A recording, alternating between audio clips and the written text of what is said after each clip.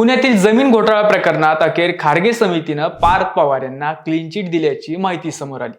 तर दुसऱ्या बाजूला मंत्रालयातील लाच प्रकरणामुळे अडचणीत आलेल्या नरहरी झिरवळ यांनाही अभय मिळाल्याचं मानलं जाते। अजितदादांच्या अपघाती निधनानंतर सर्वात प्रथम विलिनीकरणाचा मुद्दा छेडला तो झिरवळांनी। पार्थ पवार हेही विलिनीकरणाला अनुकूल असल्याचं दिसत होतं, मात्र वरच्या पातळीवरून त्याला विरोध झाल्यानं राष्ट्रवादीचं एकत्रीकरण लटकलं। ते होऊच नये यासाठी पार्थ आणि झिरवळ यांच्या विरोधात प्रत्यक्ष अप्रत्यक्ष दबाव तंत्राचा वापर होत असल्याची चर्चा आहे।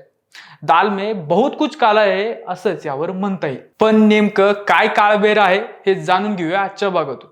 नमस्कार, मी श्रीहरी आणि आपण बघताय बोलबिंदास। पुण्यातील सुमारे 1800 कोटी रुपये किमतीची जमीन पार्थ पवार यांच्या अमेडिया कंपनीला फक्त 300 कोटी रुपयांना विकण्यात आली।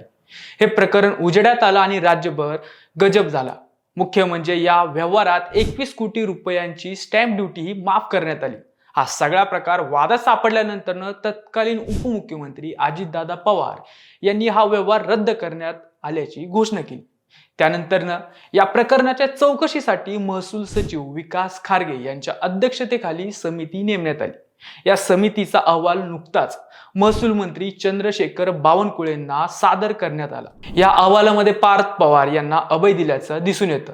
मुद्रांक शुल्क नियमानुसार व्यवहार करणारा जबाबदार असतो। अमेडिया कंपनीनं हा व्यवहार केला असला तरी पार्थ यांची त्याच्यावर स्वाक्षरी नव्हती। हा मुद्दा पार्थ यांच्यासाठी पॉझिटिव्ह ठरलाय।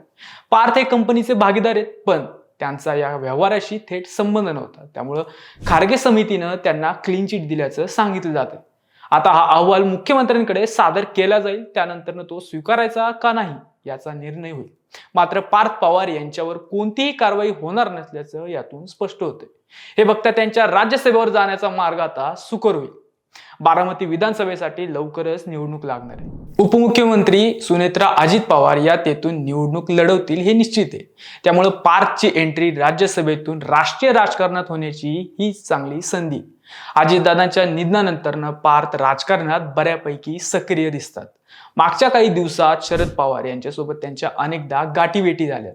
त्यामध्ये विलिनीकरणाबाबतही चर्चा झाल्याचं सांगण्यात येतं, परंतु विलिनीकरण व्हावं अशी इच्छा भाजप नेतृत्वाची दिसत नाही।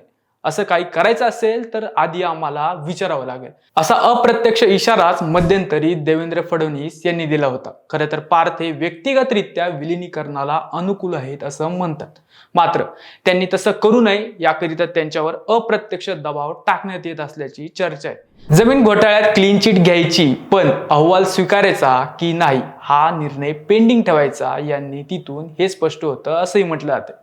अजितदादांच्या निधनानंतर सर्वप्रथम विलिनीकरणाच्या चर्चेला तोंड फोडले ते नरहरी झिरवळ यांनी।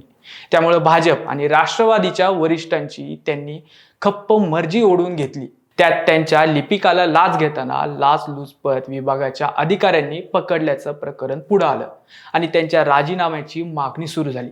झिरवळ हे दादांचे विश्वासू, पण सुरुवातीपासून विलिनीकरण व्हावं या मताचे, मात्र राजीनाम्याची टांगती तलवार डोक्यावर ठेवून त्यांच्यावरही दबाव टाकण्यात येत असल्याचं दिसतंय। राष्ट्रवादीतील प्रफुल्ल पटेल, सुनील तटकरे, छगन भुजबळ हे नेते भाजपच्या पार चुलीपाशी गेलेत। त्यांनाही विलिनीकरण होऊ नये असं वाटतं।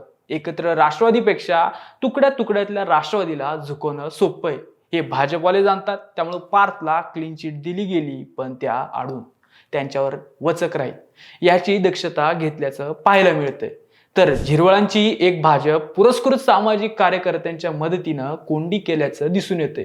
म्हणूनच या प्रकरणात दाल में कुछ काला नाही बहुत कुछ काला आहे असं खात्रीशीर म्हणता येईल। तुम्हाला काय वाटतं हे कमेंट करून आम्हाला नक्की कळवा आणि अजूनही आमचे चॅनल सबस्क्राईब केलं नसेल तर आताच करा। जय हिंद।